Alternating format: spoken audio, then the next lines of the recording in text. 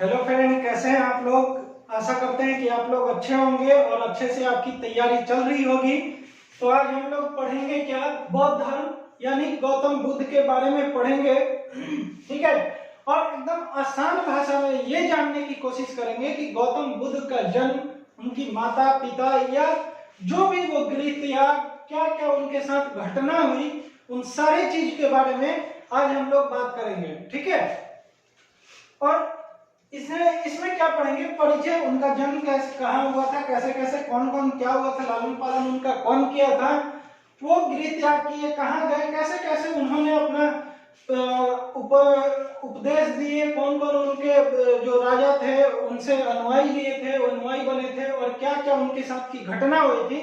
आज ये first video में पढ़ेंगे। उसके बाद हम लोग पढ़ेंगे, अगले वीडियो में हम लोग ये पढ़ेंगे कि उन्होंने कहाँ कहाँ क्या क्या कौन सी उनमें जुड़ा, कहाँ कहाँ उनका जो है घटना, सम्मेलन जो हम लोग कहते हैं वो सम्मेलन हुआ। ठीक है। तो उन सब चीजों के बारे में हम पढ़ेंगे और हम लोग एक कहानी की तरह हम बताने की कोशिश करेंगे उनके बारे में, एकदम कहानी से बताएंगे, जीरो से बताएंगे, तो आप लोगों को समझ में आएगा। जो लोग अभी डाउट में होंगे उनका आज कॉन्सेप्ट जो है वो क्लियर हो जाएगा। तो चलिए शुरू करते हैं। कहानी क्या है कि कहानी एक राजा की है, और वो राजा जो थे, आप लोग राजा ही थे, शुद्धोधन शाकगन का जो मुखिया थे। तो मुखिया से मतलब अभी के मुखिया नहीं, वो राजा थे उस टाइम के। मुखिया का मतलब राजा होता है। तो इनकी घटना है, इनकी वाइफ जो थी माया देवी जो थी, ये प्रेग्नेंट थी उस समय। जो सिद्धार्थ बुद्ध का बचपन का नाम सिद्धार्थ था। तो वो लेकर कहाँ जा रही थी, तो वो कहीं अपने शायद मायके जा रही होगी या कहीं जा रही थी, जिसमें लुम्बिनी जगह है, जहाँ कपिलावस्तु नेपाल में जो जगह है, वहाँ जंगल है ये लुम्बिनी, उधर से जा रही थी। उस समय उनको पीड़ा हुई और पीड़ा होने से एक बच्चे को जन्म दिया। ठीक है। राजा की जो पत्नी थी उन्होंने बच्चे को जन्म दिया। तो बच्चे का नाम क्या था, तो बच्चे का नाम जो था वो सिद्धार्थ था। ठीक है, सिद्धार्थ। तो यही सिद्धार्थ हैं जो आगे चल के बुद्ध बन जाते हैं, बौद्ध बन जाते हैं, गौतम बुद्ध हो जाते हैं। तो इसके बारे में भी बात करेंगे।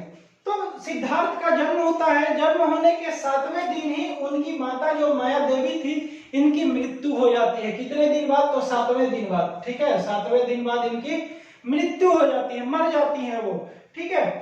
उसके बाद क्या होता है कि अब ये इनका लालन पोषण कौन करेगा भाई, तो उनके जो पिताजी थे, सिद्धार्थ के पिताजी यानी जो राजा थे, वो राजा शुद्धोधन जो थे, वो क्या किए कि अपनी साली, उनकी जो साली थी, उनसे वो विवाह कर लेते हैं। सोचिए, अगर किसी से विवाह करेंगे तो वो दूसरे के बच्चा को क्यों लालन पालन या पोसेगा, नहीं पोसेगा, वो अपना बच्चा देखेगा। इसलिए उनकी सौतेली माँ बनती है जो प्रजापति गौतमी जो बनती हैं, ये उनकी मौसी होती हैं सिद्धार्थ की। और इन्होंने शादी किया तो इनकी बीबी हो गई, तो इनकी पत्नी हो जाती है, दूसरी पत्नी जिनका लालन पोषण सिद्धार्थ का वो करती हैं। तो क्या होता है कि ये इनसे शादी कर लेते हैं और सिद्धार्थ का लालन पोषण चालू हो जाता है। तो क्या होता है कि जो राजा थे, वो राजा अपने बच्चे को लेकर आगे भविष्य के बारे में जानने के लिए एक ज्योतिषी के पास जाते हैं, और वहां पे उनको ज्योतिषी से दिखाते हैं और पूछते हैं कि बताइए हमारा जो ये लड़का है ये आगे क्या करेगा। ये सब कुछ जनरली सबके घर में यही होता है कि आगे क्या बनेगा, क्या करेगा। तो ठीक वैसे ही इन्होंने अपना जो दायित्व था वो निभाया और उन्हें पता किया। तो ज्योतिषी क्या बोलता है कि या तो सिद्धार्थ जो है वो बहुत बड़े राजा में राज करेंगे, या फिर एक साधु या सन्यासी बनके अपना जीवन धारण करेंगे। तो ये बात सुन के उनको, राजा को बड़ा दुख हुआ कि भाई इतना बड़ा राजपाट मेरा कौन संभालेगा। अगर मेरा बच्चा एक ही बेटा है और वो सन्यासी हो जाता है तो सारा मेरा बेकार हो जाएगा। तो उन्होंने क्या करते हैं कि सिद्धार्थ को अपने राजमहल में लाकर और वहां से उनको मतलब उन्हीं सारा सुख सुविधा उनको राजमहल में दे दिया। इसलिए दे दिया कि वो बाहर ना जाए और बाहर की जो दुनिया है वो ना देखे कि बाहरी दुनिया में क्या होता है। तो उन्होंने क्या किया कि पूरा उनको बंद कर दिया, वहां रखा। ठीक है। तो जो इनका सिद्धार्थ का जन्म हुआ था लुम्बिनी में हुआ था 563, ये समझ लीजिए। हम जहां बताएं आपको, कपिलावस्तु का लुम्बिनी में नेपाल में पड़ता है। यहाँ 563 ईसा पूर्व में इनका जन्म होता है। इनके पिता का नाम शुद्धोदन शाकगण के मुखिया होते हैं। इनकी माता का जो नाम था माया देवी जो थी इनकी माता होती है। जन्म के 7वें दिन इनका मृत्यु हो जाता है। उनकी सौतेली माँ या मौसी बोल सकते हैं इनको। मौसी जो थी प्रजापति गौतमी, इनका सिद्धार्थ का लालन पालन पोषण जो था वो करती हैं। ठीक है, बचपन का नाम इनका सिद्धार्थ होता है क्योंकि बुद्ध इनको ज्ञान की प्राप्ति के बाद मिलता है। जो पूरा ज्ञान की प्राप्त उनको हो गए थे तब बुद्ध कहलाए थे, पहले बुद्ध नहीं कहलाए थे। तो ये सिद्धार्थ होते हैं, बचपन का नाम सिद्धार्थ। अब क्या होता है कि इनके, इतना हम बता दें, इनके पिताजी क्या करते हैं कि इनका बेटा जब सिद्धार्थ जब बड़ा होता है 16 साल का हो जाता है तो इनके पिताजी सोचते हैं कि क्यों ना हम इनका सिद्धार्थ का शादी करा देते हैं और ये अपना पारिवारिक जीवन जो इनका होगा, इनकी वाइफ या जो भी है ये इन्हीं में लगे रह जाएंगे, अपनी वाइफ के पीछे। आजकल के जमाने में यही होता है कि सब लोग वाइफ के पीछे पगला जाते हैं और वाइफ भी सोचती है कि मेरे ही में अंदर घुसे रहिए, और वो चीज नहीं है। इन्होंने सिद्धार्थ क्या करते हैं कि सिद्धार्थ का शादी करा देते हैं 16 साल की उम्र में। और युद्ध जो शादी होता है तो इनकी पत्नी जो होती है यशोधरा होती है। ठीक है, यशोधरा, गौतम बुद्ध में यशोधरा और वहां उधर यशोदा होता है महात्मा बुद्ध में। ठीक है, तो यशोधरा से इनका 16 साल की उम्र में शादी हो जाती है। शादी होने के बाद इनका एक बच्चा होता है जिसका नाम राहुल होता है। ठीक है, इतना आप लोग समझ गए कि उनका एक बच्चा हो जाता है राहुल। अब ये और परेशान हो जाते हैं, इनके मन में एक खुलबुली हो जाती है कि हम बाहर जाएं, बाहर की दुनिया देखें। अब कोई कितना घर में रहेगा, उतना दिन 16-17 साल उन्होंने रह लिया। उसके बाद बाहर जाते हैं, उनका साथ एक रक्षक रहता है, वो साथ में लेके बाहर जाता है। तो बाहर जाने के क्रम में उनको 4 दृश्य यानी 4 चीज उन्होंने देखते हैं, और देख के अपने जो रक्षक होता है उनसे पूछते हैं। फर्स्ट क्या होता है, चारों बताते हैं आप लोगों को।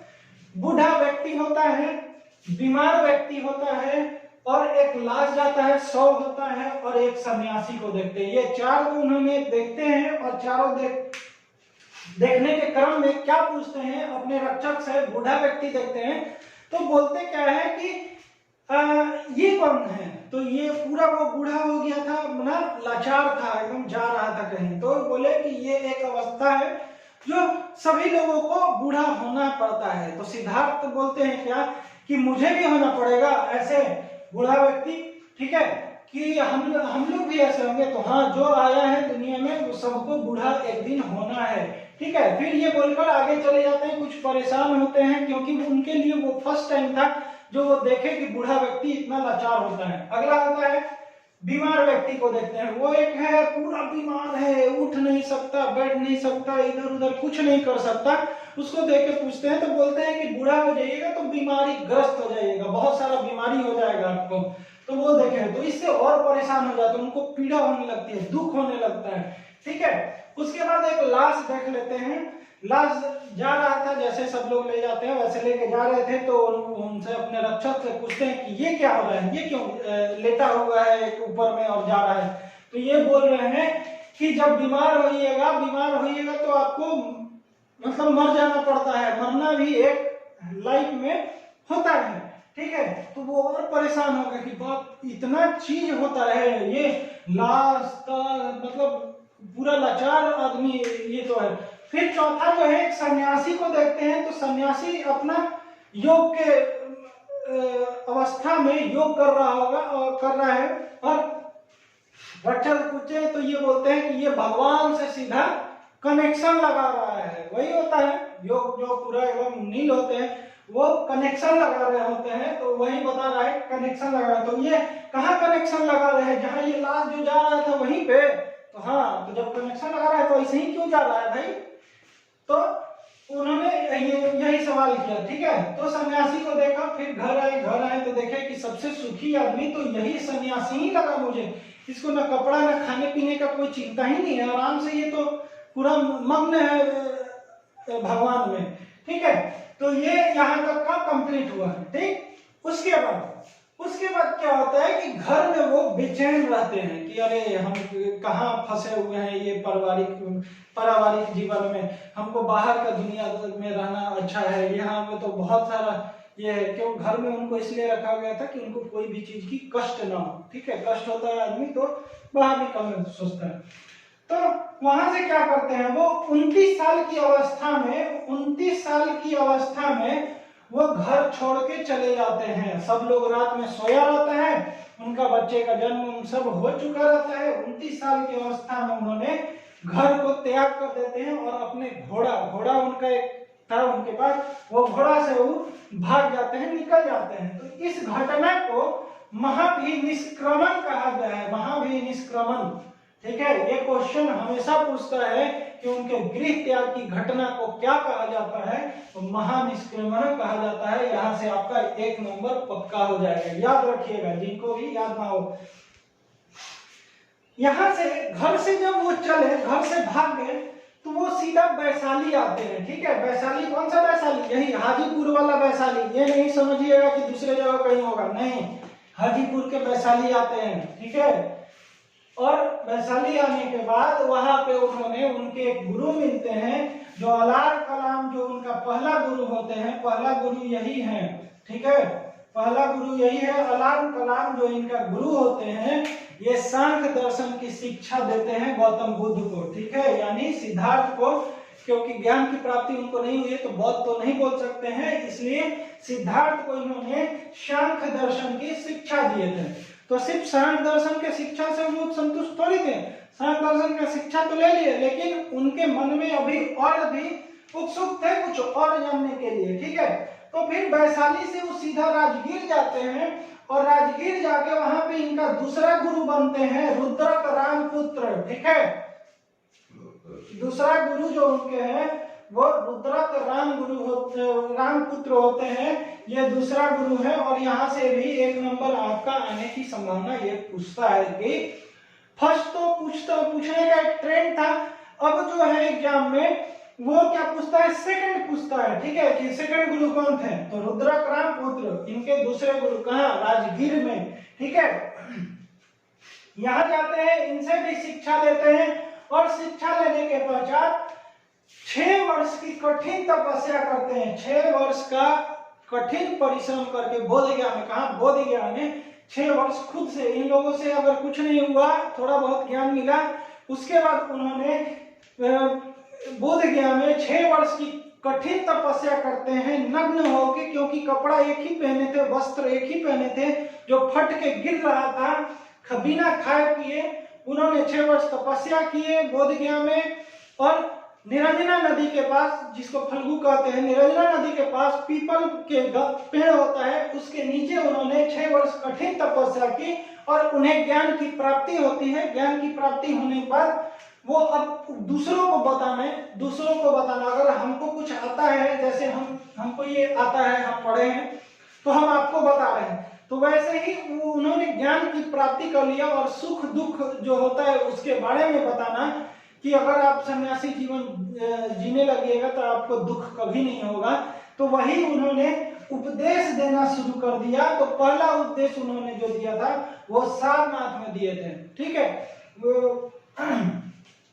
और उनको ज्ञान की प्राप्ति जब होती है तो उनको बुद्ध कहा गया है। ठीक है, बौद्ध जो है, बुद्ध उनको ये वाला बुद्ध कहा जाने लगा, क्योंकि जो पूर्ण ज्ञान की प्राप्ति हो जाती है उसे बुद्ध कहा जाता है। ठीक है, तो सारनाथ में उन्होंने पहला अपना प्रवचन दिया, जो वहां की जन साधारण भाषा, जैसे अभी की भाषा हिंदी है, उस समय पाली भाषा चलती थी, तो वहां पे पाली भाषा में उन्होंने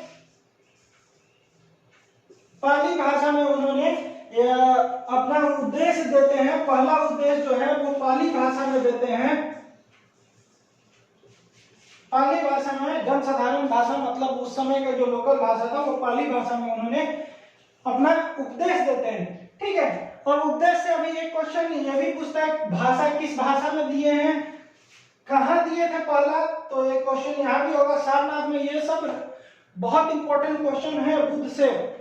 ये जो पढ़ लिए ना, ये समझ लिए तो आपको बहुत बेनिफिट होने वाला है। और सबसे ज्यादा उपदेश भी पूछता है कि कहाँ दिए थे, तो ये श्रावस्ती में कौशल नरेश देवरिया में जो है, देवरिया उत्तर प्रदेश में श्रावस्ती एक जगह है, श्रावस्ती में उन्होंने सबसे ज्यादा अपना उपदेश दिए थे। ठीक है, उपदेश देने के क्रम में वहां पे बहुत सारा उपदेश दिए, तो उपदेश देने में वहां पे मान लीजिए कि उस समय के जो राजा महाराजा थे अनुयायी बने किसका, बौद्ध धर्म का। कौन ज्ञान लिया बौद्ध धर्म से, तो पहले लिए बिंबिसार, दूसरा लिए प्रसेनजीत, तीसरा उदयन जो पाटलिपुत्रा का संस्थापक कहा जाता है। उदयन वही उदयन है जो पाटलिपुत्रा का संस्थापक, उसने भी बौद्ध धर्म का अनुयायी लिया था। ठीक है, तो यह रहा हम लोग का आज। और यह बुद्ध धर्म को लाइट ऑफ एशिया और एशिया का ज्योतिपुंज भी कहा जाता है।